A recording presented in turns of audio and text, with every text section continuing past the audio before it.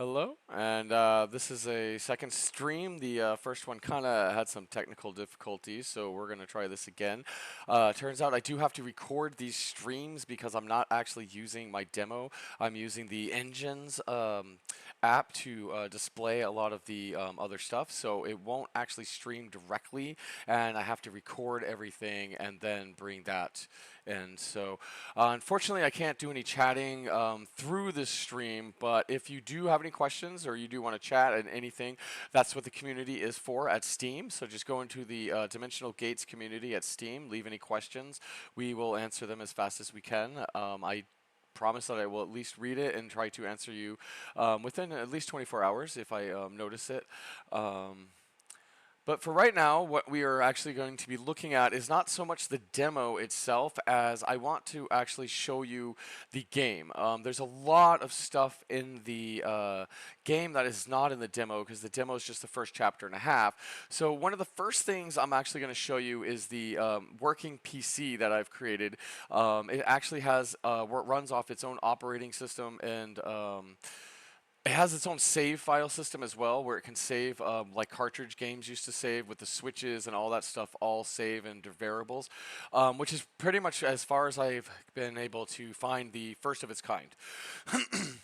I do not use any scripting or plugins to do this at all either. I'm actually just using all eventing inside of RPG Maker MV. Let's go ahead and take a look at that.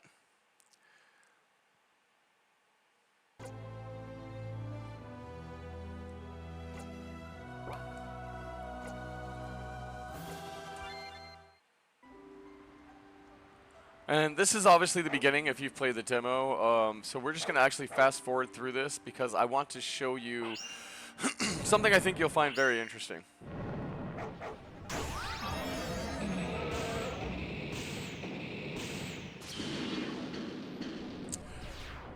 This scene was actually one of the very, very first things I ever programmed in RPG Maker MV.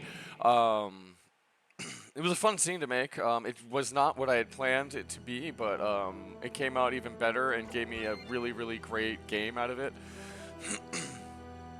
Or at least a really great boss. I was still kind of leaning towards the whole Dimensional Gates and all that, but the Dimensional Beast was just a really, really good boss. And unfortunately, you can't fast forward this. I do apologize for that. But I just really wanted you to read it, so I kind of took that off. Otherwise, you could actually fast forward this really fast. But while that's running, I could explain. So what I'm basically going to show you right now is there is a back door to the airship. Not on the demo, but inside the main game. So once you get the main game, once you hit Dollar's house in the absolute very beginning of the game, you can actually open up a back door to the airship where you can see the PC, you can play the games, you can pretty much do everything on it except for once the game launches, I will be turning the vending machines off. This is basically to make sure you can't cheat and get like Laurel's locket and stuff. But I'm going to show you it now. It's all in the back door now. That way you kind of get an understanding of like what the airship's about, what the PC's about. This is all stuff that you can't see in the demo. So again, I'm just going to fast forward through this because this is all in the demo. If you really are interested in it, just go ahead. It's absolutely 100% free. Download the demo, play it. There's quite a bit to the demo. It's very long for a demo. It's the first chapter and a half, which is a lot for this game. I think you'd be very impressed. Now, once the game launches, I will be changing this code around. So there might be some of the elements in it, so keep an eye on this and remember it. Otherwise, there is a back door to the airship. Now, this is basically just the whole airship cabin area, but not the bridge. You can sleep till morning or night. Over here, you can actually change your image. So right now they're on an image where if you change their armor, it changes to whatever their armor is wearing. But I can basically change her to any image I want. Although I don't think she will on the back door. Yeah, unfortunately she won't on the back door. I took the programming out of that because I didn't want anybody to change it and basically go through the game like that. Actually has all of the music by our composer Anthony of AF Studios. So every song that he has made for this game is uploaded and in here. All of them will play every single one. That takes you back to the beginning and get out. You can actually mix your lower end items to make stronger items. Obviously, I don't have the ingredients because I just started a new game. I also put in a cost table here so you can actually look up how much does it cost to make these. I need 5 ether, I need 10 holy water. So I made it kind of easier on that one. Vending machines will not work until you get the disc out of the drawer. Now this is going to be there no matter what. I'm not moving this at all. So this will not be here in the back door, but it will be there in the main airship. So this is the PC.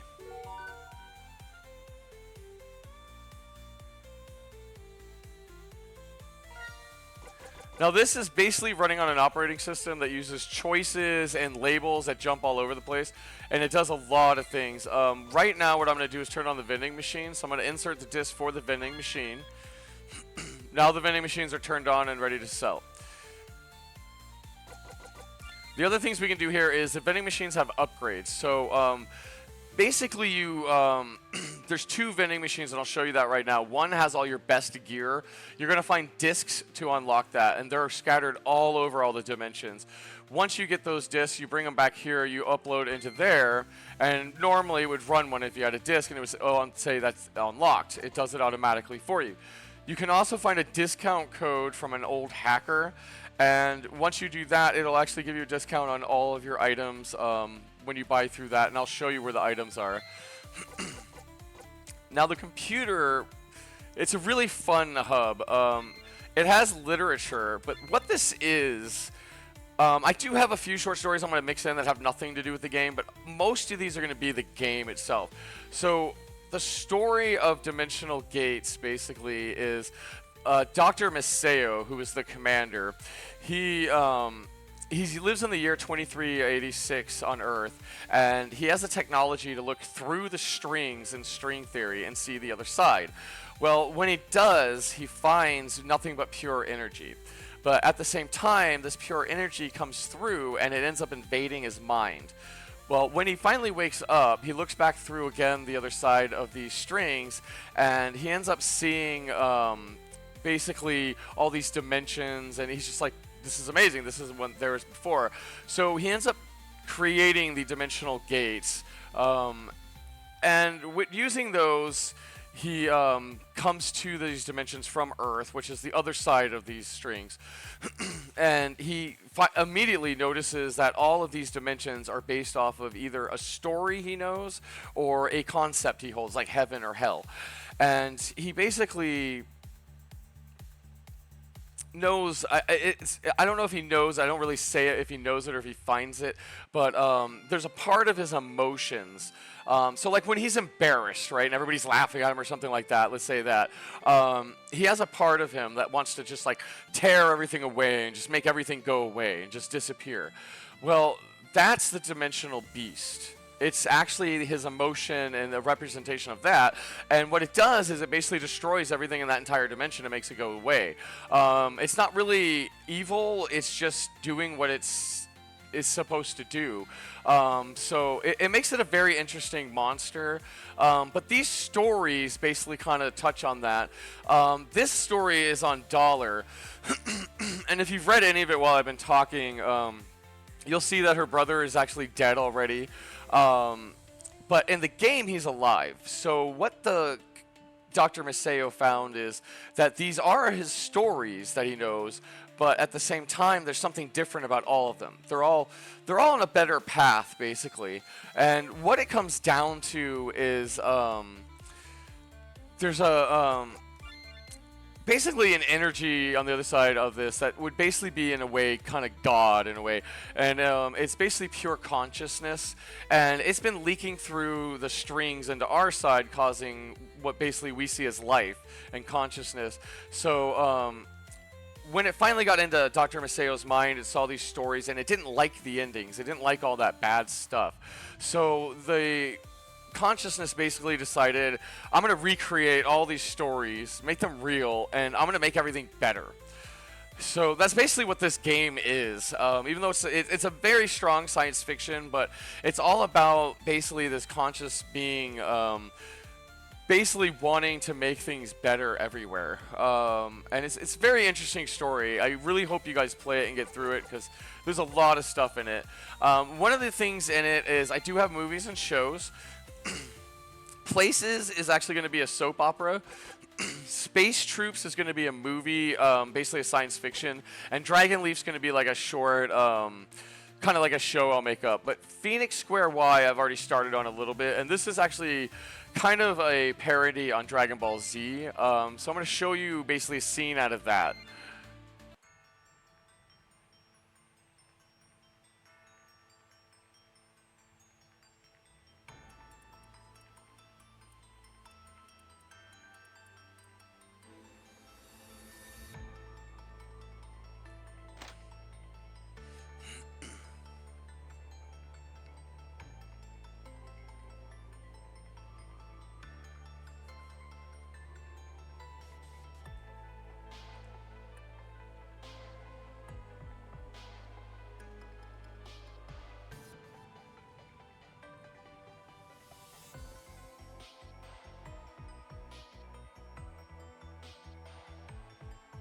So as you can see, I'm really laying in on it a little bit.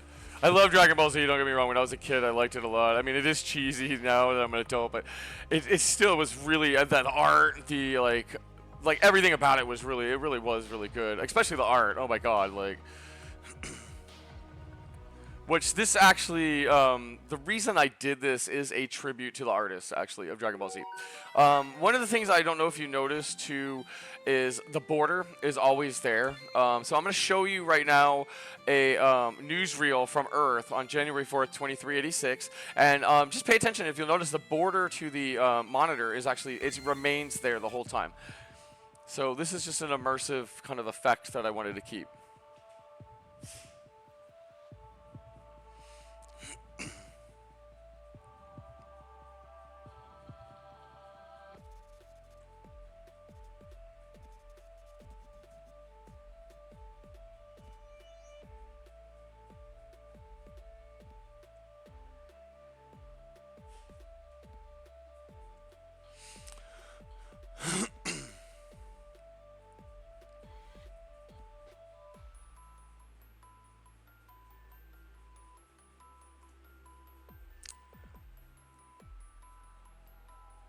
And basically what's going on there is nobody knows about these dimensions except for the Shetman Corporation, and they're basically harvesting these dimensions, enslaving people, mining their resources, growing crops, making medicine and all that, and they're bringing it back to Earth, but nobody knows where it's all coming from. So as you go through those, there's 8 of them, you'll actually witness Earth, first off, slowly being shocked, like, where is the Shetman getting all of these resources when we're in such a dire state? So, you know, there's corporation wars and all that, like, where is all this, like, materials coming from? And then it slowly becomes the Shetman basically taking over and becoming an incredibly fascist state in all of Earth and just taking it over. And basically, if you want to eat and survive, you have to work for the Shetman Corporation. So it's a very interesting take on a parody on, or a metaphor basically on, I don't know, just really just fascism and how it would expand in a science fiction like that. The other thing, obviously, we have is video games in here. Imminent Distress, unfortunately, I'm still working on. I'm not 100% sure if I'll have it ready by release. If not, the release will definitely be in early access. Otherwise, if I get it done and all the other stuff done, we will be looking at an alpha that will have expansions to it later. Because I'll show you that later, though. But here's how Laurel's Day loads. Anybody who's familiar with this is actually the loading command for the Commodore 64. The Commodore 64 would pull this up, searching, loading, and then it would say ready, and then you would type in run, and then your game would load. So I basically mimicked that to kind of just make it fun, basically. Now, this is Laurel's Day. Anybody who's played it would know it already, but this is a little different than the game that we sell separately. This game has its own saving operating system to it, and Imminent Distress will too, which I will show you right now. Instead of saving the game to dimensional gates, this is how you use your items, you actually have a save menu, and this actually explains the menu. So all of the games on the PC have their own separate save menu, separate from RPG Maker MV that I've created, that saves every single detail of that game. So all of your items, the direction you're standing, everything, the switches that are on and off, so how far you are in the game, all of that stuff is saved in variables, and then it's all recalled. Just everything's recalled. So it's basically running on its own saved operating system, which has never been done before with RPG Maker MV. So what this does is you are saving to the PC. So you still have to save dimensional gates to save the state of the PC. So whenever I save, which is going to be right now, I'll save it. This slot is not actually going into the actual dimensional gate. So if I were to reset the game, this would be lost. You would have nothing. You'd have to actually go out, save dimensional gates to save that. So it's a very, very immersive and very innovative function for this game. And if you notice, everything's saved. So I just wanted to show you all that.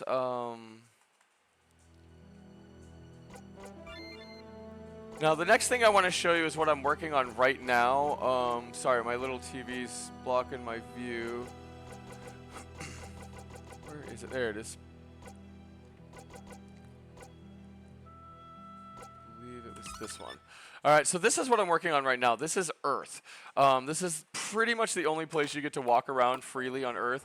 If you'll notice, they're wearing suits right now. I've already unlocked a few things where I go to the department store and I get the suits unlocked. This is Tommy, who owns Tommy Tabletops. Now, you're going to notice every time somebody runs out of a beer, he's going to serve them. This is the level of dedication I have to the NPCs of working and doing things. You're going to see a lot of stuff going on here. So like this guy who left the bar, he's walking around. He's doing all kinds of stuff. She's going to serve him. And of course, he'll walk off. There's more stuff that goes on, but don't want to waste all of your time.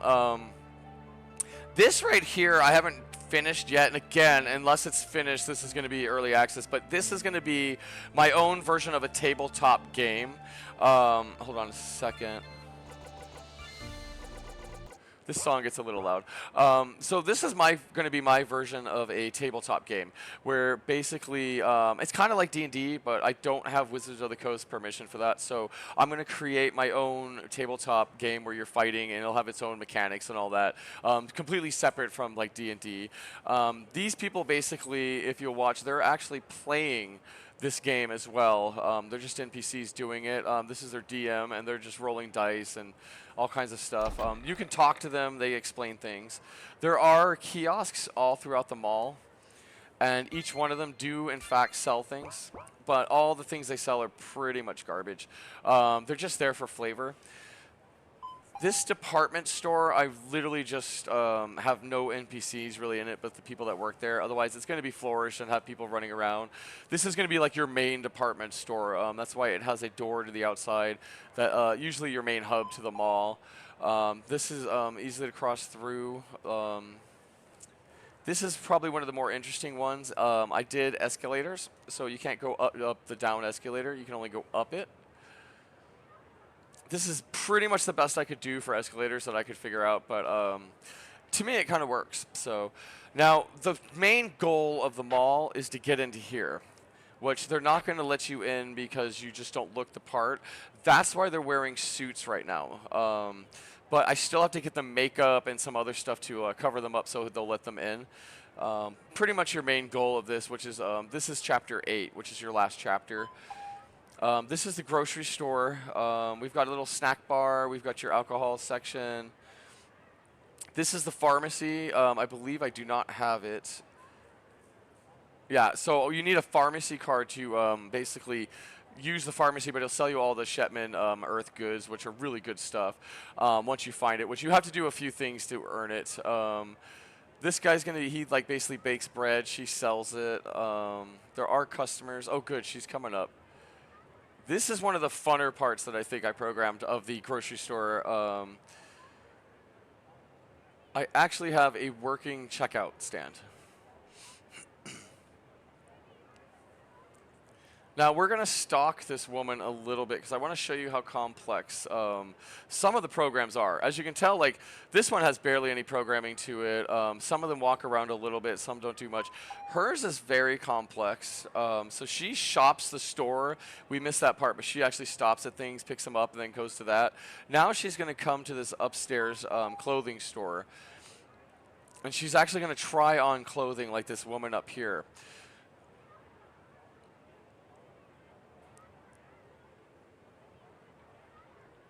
I think it's here. She finds something she likes. She's like, oh, okay, this is interesting. Let me check it out. Oh, this is perfect. We're going to have both of them do it at the same time. So the woman on the middle, she basically runs around doing this the whole time. That's like her programming. And the one on the left obviously goes to the grocery store. She comes back and does this. But as you can tell, their images are changing. So they are like actually trying things on.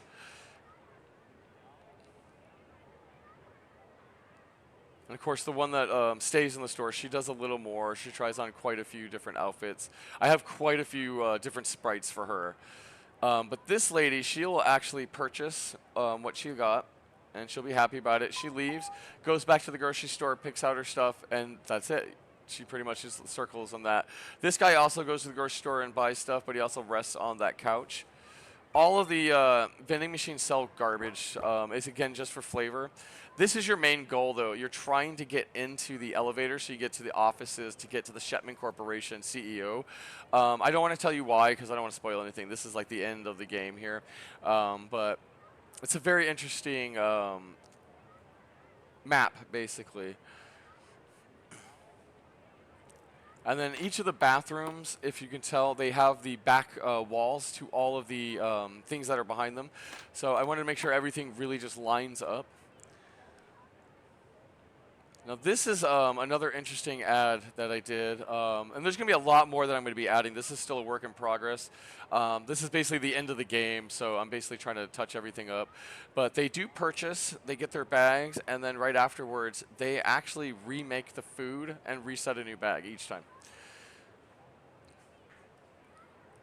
And of course, the ones next to them, they are the ones that sell everything. You can buy the food, but the food really doesn't do anything. I think I programmed it to heal a little bit, but it's really like worthless. Again, it's just for flavor. You're on Earth. You're not really getting anything special on Earth in a way, unless you get the pharmacy card.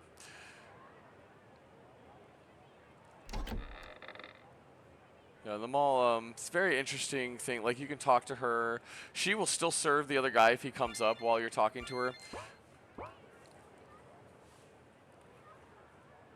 But yeah, there's a lot going on already. Plus, I'm going to be adding a ton.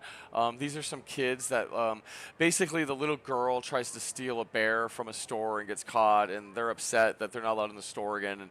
And if you're really, really nice like I was, you can buy her a bear, and she's really, really happy about it. Or if you do things right, you can actually find her an expensive bear that she'll be very, very excited about it, and it really changes her. She's an orphan, so like it just really means a lot to her. Another one that you can do is a perfume counter. The expensive perfume is something the bartender at Tommy's Tabletops really likes. So if you buy that, she'll smell it and she'll trade you for something really nice. But again, I'm not going to tell you unless you play the game and you get there. But this is basically the mall. You got your up-down escalators on two sides. You got Tommy's Tabletops. You got your department stores, the jewelry store, and all these kiosks. But that's pretty much it so far. We're still, like I said, working on adding a lot to that. While you're in the mall, though, there is a little mission that pops up where, if you remember in the very beginning, or if you've played the demo, this is the purple dog from the very beginning of the game. So Javar does not die at all. Even though the dimension's completely destroyed, Javar survives because the commander, or Dr. Maseo, who you're seeing right here, rescues her right in the beginning when you see her running across the street. He gates in and he's calling her like, "Come here, come here, come here," because he's trying to save basically whoever he can. He knows the beast is coming, and this is basically the point: is to have Javar here at the end basically rescue them from corporate prison, where they're going to be executed tomorrow. Why I'm showing you this is this mission. If you notice, it was saved at the very beginning, but if you're seen ever, game over. There's no battles or anything. It's kind of short, but you have to basically navigate through it, figure your way through everything that's going on. Now, the next thing I want to show you, if I can find the right, there it is. I want to show you the flawless, there's a few things. One, I can actually enter the airship cabin completely flawlessly. So this will never show up with an airship in here ever. Like I've read a lot that every RPG Maker MV game has that, or they use plugins basically to get around it, and so there's some issues and things around that. This has no issues. I found the problem and why it causes what it does, and I basically did a workaround around it using eventing, so it works flawlessly. And I will show you that. I'm going to go into the programming section of this, and I'm going to show you how all that eventing works. It's very interesting, but it basically, what's happening is the airship has to land. And if you are over ocean or a block that you can't land on, it's not going to land, but it's going to transfer you anyways. So even though you put vehicle get on off, it's not going to get on or off the vehicle because it can't. So what you basically have to do is save your location and variables, your X, your Y, and your map. If you're like me, I have different maps that the airship can go on. If not, you just need your X and Y. And then you basically need to you fade out, transfer that airship to a place that is landable, land it, but give it a weight of 60 frames, 60 to 120 frames, just to be safe, to make sure that airship fully lands and the party gets off. If the party is not completely off, the program does not register or accept that you have gotten off of that airship. So then it'll show the airship when you transfer the map. So you have to make sure they are off that airship completely, and then transfer. Then when you transfer back, you fade out, you get them back on the airship. I transfer them to what I call a transfer map. You could transfer them to your map, whatever one you want to do, and then get them on that airship, make sure it's on, transfer it using the variables back to where they are, and then fade back in. And it's flawless every time. And because it's eventing, not plugins or scripting or any of that, it has no issues ever. It just works every time. So it's a very, very flawless system that I've set up. Now, the dimensional traveling is really cool, too. You can pretty much go to any dimension except for Hoyt. Hoyt is actually, and I'll show you that it's basically the beneath Ramur. Like, hold on, we're on Ramur right now, which is the heaven, the concept of heaven. So we're basically up in the clouds right now. And because we're up in the clouds, Hoyt, which is underneath, is this giant ocean with just one island on it that has a floating I guess you could call it a floating island as well. That's on that island, and that gives you leads basically to the people that give you the gateway to Ramur, and that's how you get there. But basically, it's the same dimension, but not at the same time. So I put that in there basically for flavor right there. But you can basically travel at where I am. You can travel to any dimension, but you have to get the dimensional crystals to get there. So Thena and Canlan automatically are unlocked. So when you get to Chapter 7, you can go to either one of these automatically. Jamonic, you do have to travel through the dimensional gates to get there, find the dimensional crystal, bring it back, give it to the airship crew, which is the Shadow Squad. And once that's installed, boom, you can now transfer with the airship to Jamonic. Cerebim, where we're at right now, you basically, there's a cave in Jamonic that you can't get to without having the airship. Then once you get through that, you go through that, you can get to Cerebum. Once you beat Cerebum, there's a surprise basically that unlocks Ramur. Now, this is very heavy lore. Cerebum and Ramur basically open up almost all of Yosei and Freya's whole entire stories. So you're going to find out almost everything about them. You don't have to do this though. Once you've unlocked Thena and Canlan, you can actually fight the Dimensional Beast. And I'm going to show you that. To fight the Dimensional Beast, the second you get the airship, obviously not the back door to the airship, but the second you get the real airship, all you have to do is call in Jane and tell her, I want to fight the Dimensional Beast.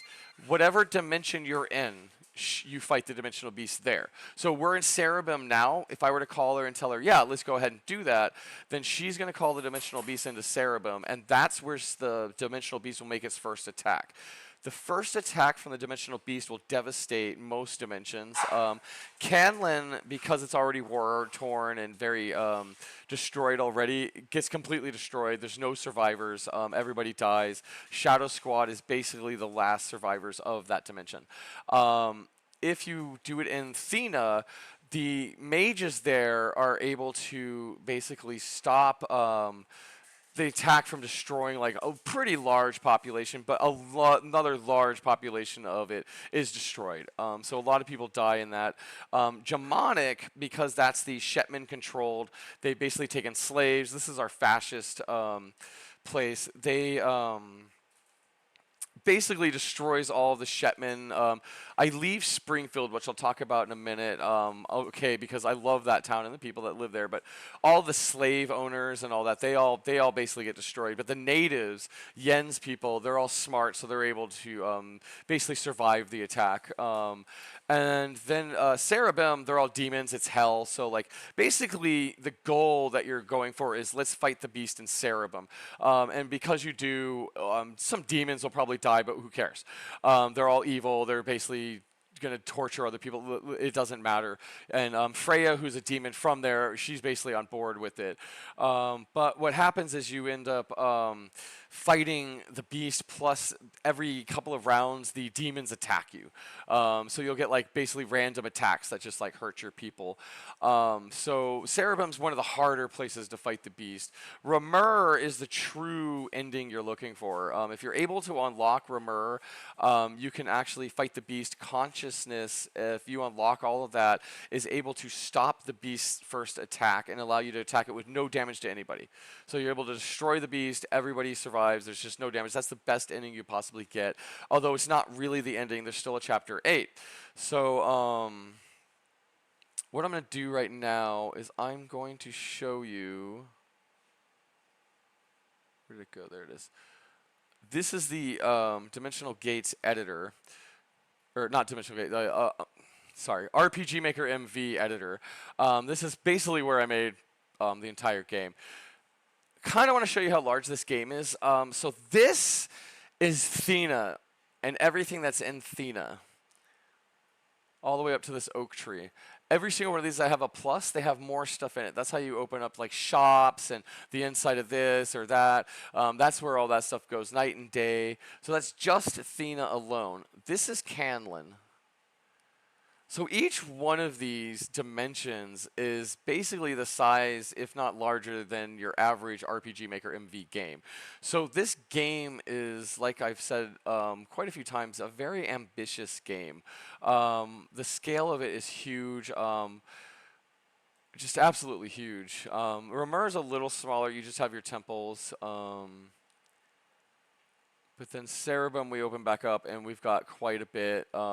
This is all of your, basically, Cerebum has like one town that's not really a town, but all of that was dungeons. But all the rest of these, those are your towns, your dungeons, and all that stuff. And then you still have Earth as well, where you have the mall, the corporate jail, where that's where you saw the dog running around was a jail. So it's very, very large game. And I need basically a lot of people to understand the scale of this is the story is just, it's a bunch of stories that just come together into this one main story that's just something that you've just never heard before. It's completely original, completely new. You've already heard a lot of it, the strings and Dr. Maseo, but when you get into like Dollar's story, and then you got Yen's story, and Freya has a story, Yosei has a story, the Shadow Squad has a story, which they're a fun one. I should really go into that. The Shadow Squad, every once in a while, you'll actually actually transition to them, and you'll either be defending a town from demons, or at one point you're defending the airship that's landed to make sure, because when the airship's landed, who guards it? Well, that's your airship crew, which is the Shadow Squad. So they're the people defending it, and you get to be them fighting and defending it. So it's a fun way to make your airship crew more than just your airship crew. They're actually a part of your team that you actually play and you get to be, which I think is really fun, honestly. And I think you guys will really enjoy the transitions to it because there's a lot of pride that. I don't want to ruin too much of it, but Sarah becomes their leader, and she's a lot of fun, and she instills a lot of pride in the boys. Her boys is what she calls them, and she instills a lot of pride in them, and basically really takes care of them and really cares about them. And I think you'll really love her. She's a great, great character. But it just really makes the Shadow Squad this really fun airship crew that you just really care about. They're not just some, oh, okay, well, that guy's my pilot or this and that. You just really care about them, which is a lot of fun. Couple things I want to show you is the actual scale of these maps. So this is the world map for Thena. It's so large that zooming all the way out, I still have to scroll around. It's ridiculously large. And there's a lot of stuff, as you can tell, here to do. There's a lot of... Thena is basically a point where Chapter 7 kind of opens up. So a lot of side quests are in Thena, which I thought was fun because Thena, like I said before, is your basic... fantasy RPG, like your Dragon Quests and things like that. That's exactly what Thena is. Canlin is your sci-fi. So all this is like, the people that live there use guns, they don't have magic, except for the Mystics, who are a cult that's trying to bring the end of the universe through the Dimensional Beast. They think the Dimensional Beast is their god, so they're trying to help it basically destroy everything and feed it to other dimensions, not realizing that the Shetman Corporation is actually the one sending it to the dimensions, but that you'll get into if you play the game. But yeah, this is all, again, because most of your beginning story starts here, a lot of your side quests are here because Chapter 7 opens up and you can just do a lot of side quests here. But to get to Jamonic, you have to go through Thena. Thena, I'm not going to tell you where, but you'll figure it out. There's basically a way to get through a dimensional gate to get to Jamonic, which this is the one where Yen lives here, and these are all controlled by the Shetman Corporation, all of these continents here. Springfield is right here, which we'll talk about in a minute, but all of this is basically the Shetman Corporation have... it's kind of messed up. They took Yen's people, fought and killed most of them, took their children to another dimension that time travels. It kind of it goes faster, basically, so they're aging, or slower, maybe, I guess. So they're aging basically faster. So they're able to age entire generations of them, but imprint them and like make them think they're not the mighty warriors they were, or that they owned all this, and they basically make them think they're weak and they're just these villagers, and they put them back in the world to breed so they can kidnap their children and stuff to imprint on them so they can make them the slave drivers who drive the other ones that they've kidnapped to mine and do their crops. It's a very, very evil situation going on here.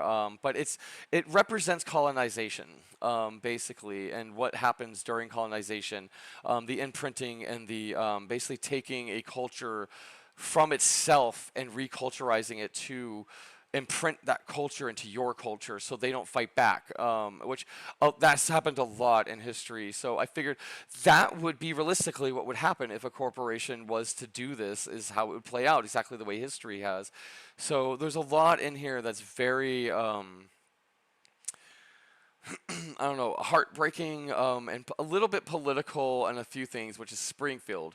Springfield is a very intense town. And I am a Jewish person, so I wanted to basically bring awareness to World War II and like basically like the whole Anne Frank situation. So Springfield basically is a town that represents that whole situation by the natives, which are Yen's people, are facing genocide by the Shetman soldiers. They're going in and killing them and trying to wipe the planet of them because they're fighting back basically and they're free and they're not the ones they're controlling. So the Shetman Corporation workers, though, they live in Springfield, and they're basically like you and me. They care, and so they're hiding these natives basically in tiny little rooms they have buried away, and making sure the soldiers can't find the women and children and stuff and kill them. And it really gets into the whole Anne Frank thing. They even talk about it a bit, and just to make sure people understand, like, this is what's going on. These people have done nothing wrong at all. They're being accused of nothingness. They're just being hated on because of their race. And of course, there's always heroes, even if they're on not necessarily the side of the bad, because they're not really on the side of the bad, but even if they're there, they're still really good people that are going to help. And that's what this town's about. But what makes this town very political is this game, a lot of your quests, you can do them ethically or unethically. You can mess them up. They have different outcomes, almost all of them. You could really mess things up. You could really get things done right. But Springfield, if you decide not to help them, basically, if you say, no, I'm not going to help you, you can never help them again. They will never ask you again. This is basically, you need to tell them right then and there, yes, I will help you. But if you decide to just put it off, you don't even ask or go into that, and you're like, hey, I'll just do it later, and you go to Cerebum, and then you come back, you're going to come back to a town basically full of soldiers. The soldiers are going to attack you, and you're going to kill them, and the characters are going to go inside the buildings and look around, and they're going to come out, and the first thing they're going to mention is everyone is dead. And they're going to say the women and children as well. So this scene is about fascism, and you can't wait. It's not something you can put off. You're not going to do it later. You can't just go do a side quest and come back. The second you know it's there, you need to stand up to it, and you need to deal with it. And that's what this mission is about. And if you fail it, it basically, I will break the fourth wall, and it goes to a black screen, and NBC comes down, and it basically explains why I did this, and everything I'm explaining to you now. I'm Jewish, and I wanted you to feel, not just hear about what happened, but actually feel it. And I basically list, I don't want to go through them all because it's a lot, but there's a lot of countries that saved a lot of my people, and I basically honor them with this. So that's what Springfield is about. A lot of people see that as political. Take it as you want, basically. But again, if you help them, they mix the people come out of the little, like if you stop the soldiers, all the natives come out and they mix in with the town, and now Springfield's like this mixed town of earthlings and these native children running around and playing and stuff. It's really cute. But there's a lot going on. If you've played the demo and beat it, you'll know that Jens has something terrible happen. You can either fix it or not.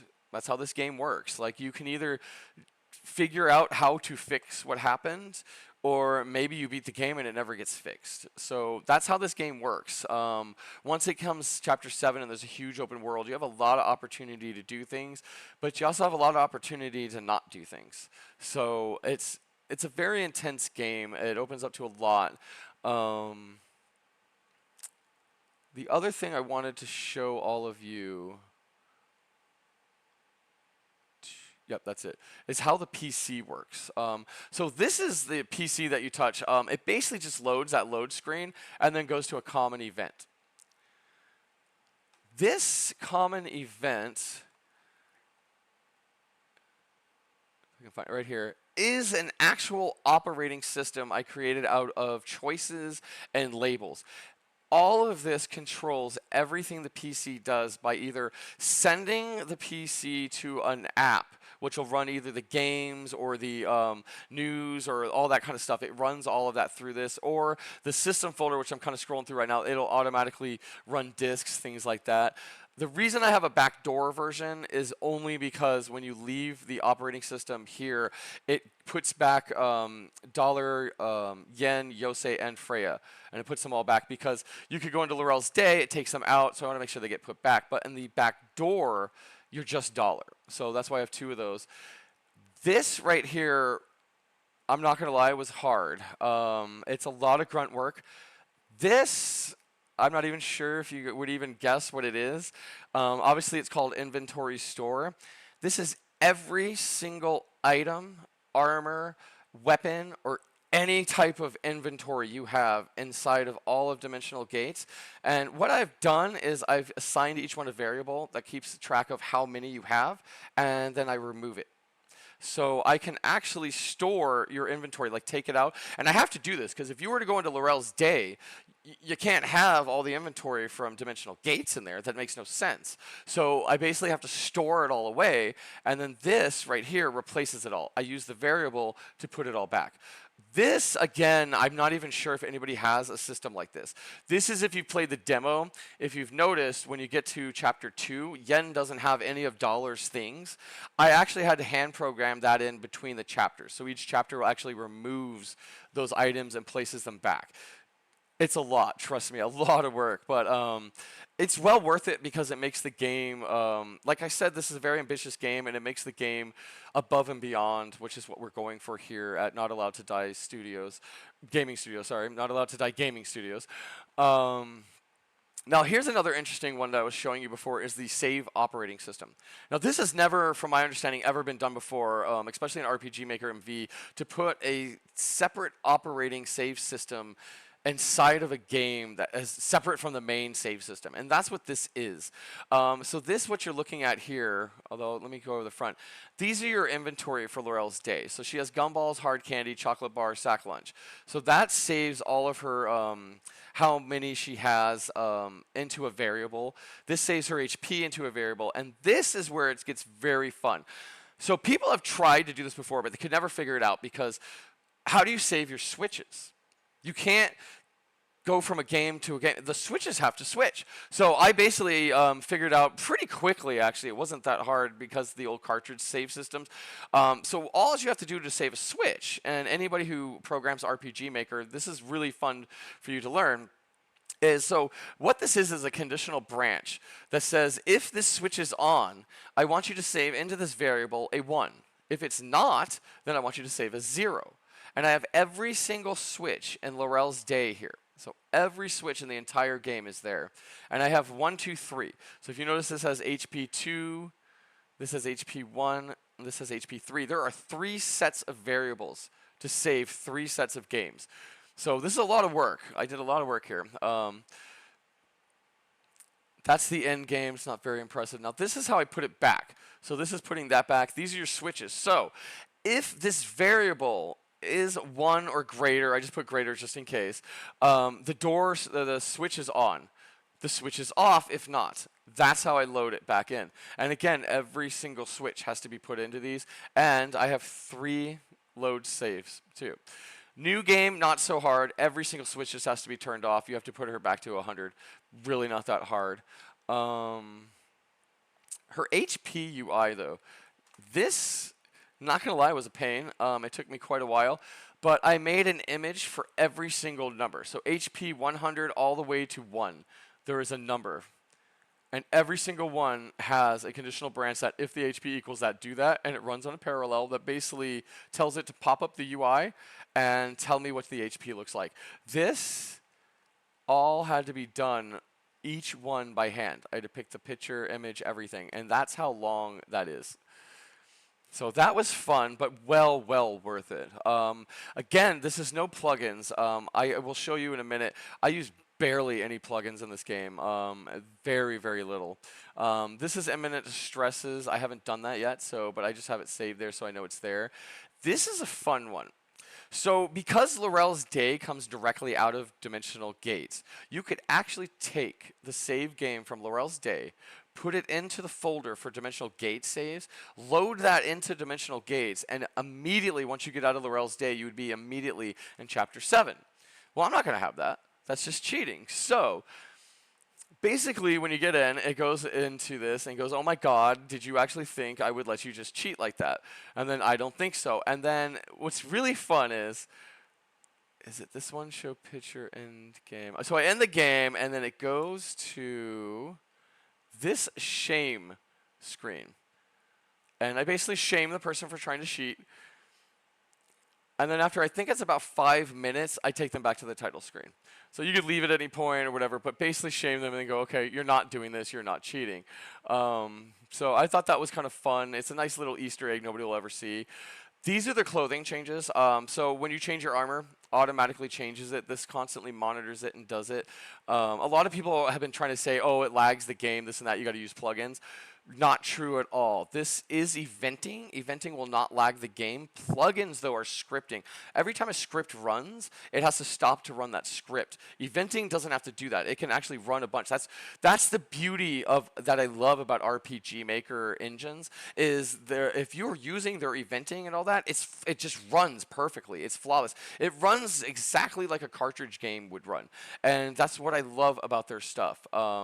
So you can get a plugin that does all this, but again, it's constantly checking and running and slowing things down and causing lag. I also have the sleeping bags and tribal tents. Everything runs basically. I have a lot of common events in here. Trying to think if there's anything else to show you. Oh yeah, the menu.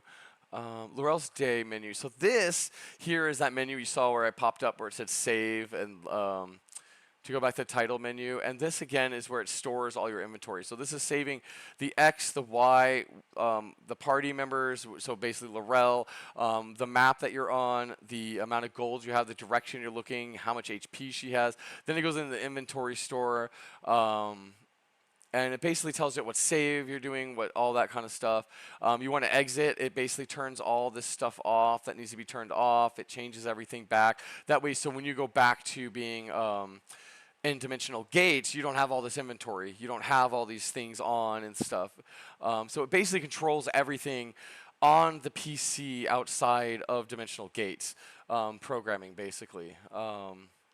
It's really, really interesting. And this is her item menu, so you can pop it up. This is not in the game outside of Dimensional Gates. So if you buy Laurel's Day separately, you can actually open up the menu. But in Dimensional Gates, because you're on the PC and you have that whole border of you're looking in through the monitor, I actually have everything run through their own menu system. So I created its own item using system, saving system, its own title menu, which I'll show you right now. I think I can show you that. PC, oops, games, Laurel's Day. Yeah, I can. So this right here is the main title for Laurel's Day. I actually programmed that. So like when you go in Dimensional Gates and it pops in, it goes load game, new game, all that. This is my version of it. So this is inside of theirs. This has nothing to do with RPG Maker. I actually programmed my own, made my own image. I programmed it with choices. I have it look exactly almost kind of similar to the way they have it as much as I could to give it that feel. But yeah, it has everything in here, all the load screens, new game, everything is all programmed right in here. So again, this is a very ambitious project. Trying to think if there's anything else in here to show you besides plugins. But so plugins, whoever made this plugin, I think it's Hajime Hoshi. You're my hero. I'm just going to tell you right now, you are my hero. You're in the credits under either the plugins. I think I might even done it in special thanks because what this auto streaming does right here, it takes every single piece of music that's in this game, and as it's loading up, so before it even loads up and says this is an RPG Maker game, this is not allowed to Die Gaming Studios game, and then goes to the main Dimensional Gates menu, it's already taken all of that music, compressed it, and has it ready to go. Now, normally in RPG Maker, it has to buffer everything, so you have to have short music. Well, Anthony, our composer at AF Studios, he made really amazing music. You've heard it. It's really amazing music, but a lot of it is long. It's 4 or 5 minutes because that's what he does. He makes this really amazing, emotional music that it really drags out this emotions out of you, and like it needs this length. It can't be like a minute. You know, it's just not going to work in loop. It just doesn't work. So I basically at first was having load screens in a way, so we'd have to wait like a minute or a second and a half to load, things like that. But this makes it instantly load every single time, just instantly load, instantly load, instantly load. So we can actually use the airship with the song I want and all that. My hero, dude. I'm telling you right now, you are my hero. My other hero is this TS Freeze Fix. Anybody who's played RPG Maker MV games that freeze, It is a problem with the engine. The engine, after a while, the screen, I don't know exactly why, but it does freeze up. And then you have to restart the game. And if you didn't save, you're going to have to go through everything again. Well, this person's a genius. And what they did is they created a plugin that constantly scans the screen, and the screen freezes, it resets it. The worst you'll see is like a one maybe second jump. Like if you're walking and running, you might see them jump a block because it froze and then it reset. It's that fast. So again, this is my hero. Tamashii is just my hero right there. I mean, absolute genius right there. If you'll notice, the rest are mostly just Yanfly and basic plugins that come with it. And of course, my Steam integration, Greenworks, which of course we will have achievements. All that stuff is going to be on here. I can't remember how many achievements we have so far, but it's somewhere up in like the 20s, and I'm only part way done, so there'll be quite a few achievements. But like I said, there's a lot of discs and a lot of hidden stuff to find in this game. And because of that, I'm going to put achievements behind all of them so you know, oh, there's a music box, oh, there's this, oh, there's that, because there's an achievement for that. A lot of achievements will be hidden too, but those ones will be shown. That way you know these are the items that are out there that I haven't found yet. There's going to be a lot too. There's already a lot, and I'm adding more. And again, this is like your app. So this is the CNS News Network. It loads images, but I have all of it here. And of course, this is, again, like an app. It goes to there for your games. Your movies and shows, again, these are all the apps for them. So that PC where you saw that complex coding that went forever, that doesn't even include all the extras. That's just to load all that stuff. That's to control it, load it, and control the vending machines. That's all that is. It's just a lot of coding. Lot of coding. Let's just put it that way. A lot of coding. I believe that is everything I was going to talk about this session. I am, of course, because this is recording, going to probably loop this around for a while, but probably tomorrow, the next day, I'm going to do another recording, or probably stream it, because I'll be using the actual demo app, and I'll probably directly stream myself playing the demo, so you can see all the things that either you've missed, maybe you haven't seen, or maybe there's an item you didn't know was there, or maybe there's a trick that I could teach you of how to defeat a boss or something. So we're going to run through the demo as best we can. I also wanted to kind of show you story mode a little bit, so I might run through that if there's still time left over there as well. But pretty much this session I wanted to go over a lot of the stuff that you've missed that's not in the demo, like the PC and things like that. I tried to put as much as I could. Like I put an elevator in there so you can see how that works. But there's a lot of things like the mall and things that you didn't see. That, yes, I'm working really hard to get basically this really immersive and alive and breathing game for you all to basically have fun in, you know. I didn't actually show you it, but if you noticed on the airship bridge I went onto a few times, there's these crystals floating. Those are the dimensional crystals that allow you to travel from one dimension to the other. There's one missing, and the reason is that's going to be an expansion. We're hoping it's going to be a really huge pirate expansion dimension, but I need to get an artist first that can actually do pirate pixel art stuff for me to do that. So depending on whether we get the artist or not, it could be pirates. If not, I'm going to find something else. But if it's pirates, oh man, I've got this thing planned out. It's really cool. And the music's already been started on it too. That's really awesome too. Like I said, Anthony's a really good composer, so we're already ahead of the game on a lot of stuff. And just so you know, this music that he's done, all this, I think there's like 24 tracks already, or I think there's 26 or 7. He's done all of this within a year. So all this music you're hearing, that's just really awesome. He handed all of this in me. We didn't start this project. This project started November 4th, and I don't believe he got into the project until December. So it's been less than a year, and he's made all of this music. So, I mean, he's an amazing composer, which, as you've heard a lot of these songs, so just remember that when the soundtrack comes out, it's going to be coming out with the game, because his music is really amazing. It does come with the collector's edition that's coming out. It's not going to be a digital deluxe edition. It's going to be a collector's edition because it comes with a lot of real fun goodies. there's going to be videos of me showing you me making maps. There's going to be probably some fun videos that I'm going to do just to I'm going to have a scene where they go up to the dimensional beast, so it's all dramatic and all that, and then I'm going to have it have like 1 HP, so they just hit it, and then like I'll have Dollar turn around and be like, that's what all the hype was about, or something like that. Just little fun little clips and things for people, just so it feels more like a collector's edition. We're also going to have the games in it, so Intimate Distress and Laurel's Day will have collector's edition versions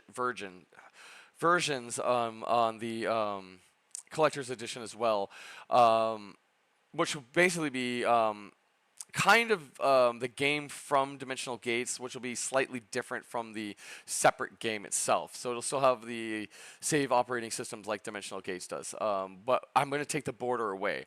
So it'll really truly be its own version, basically. It won't be like the version you can buy or the version in Dimensional Gates. It'll be its own standalone version of each of those games. If I expand and do more games, there'll be those as well. I'm also hoping to be able to program the tabletop games in there as well, where you'll basically be in a room, you walk up and you can play all the tabletop games. Instead of having to play Dimensional Gates and find them, you can just play them there. That'll be another part of the collector's edition. Plus the soundtrack. Although at the rate Anthony's going, there might be 2 soundtracks, just because there's so much music. And to keep the price down and to allow people to select, okay, I'd rather have this music versus this music, I think I might separate it into 2 soundtracks, because right now there's already over, I think, an hour and a half of music and 24 tracks just on the soundtrack we have now, and that's still missing music that I haven't added onto it. Plus, he's making more music still. So we'll see how that goes down. But the collector's edition basically is $10 more, possibly $5 at launch. I'm still trying to figure out the discounts on things at launch. But launch is basically, I want to try to get the collector's edition as close as I can to the cost of the main game for 2 weeks. That way, anybody who really truly is a fan, you can get that collector's edition basically for no charge, is what I'm trying to do. I'm trying to work it out though, because the collector's edition has a lot of goodies, but we'll see. It all depends on the price of what Dimensional Gates comes out as, but pretty much I think I'm going to keep it very low, and if I keep it very low, then the collector's edition is definitely going to be something more to get that. Kind of like Laurel's Day, I just kind of want to keep that game price low. Everyone told me Laurel's Day should have been $4.99. I think $2.99 is still kind of high, but I can discount it that way. So I try to keep it discounted as much as I can. Steam kind of ties my hands on that. I can only do as much as I can on that as well. So I might just lower the price of the game to $1 and then start discounting from there. We'll see. But once Dimensional Gates release, Laurel's Day is something that I definitely want to lower the price on, because you can get it in Dimensional Gates anyways. But that's all stuff for February 4th. This is all coming out February 4th, so just a few months away. I only have a few things to finish the game, honestly, just the credits and the New Game Plus, setting that up, and which is very easy. And then I just have to go back and I'm going to revamp all the battling, get the enemies and the characters able to grind better, and the enemies to be kind of be a little funner, have different moves they have. I also want to give, which I've already added since the demo.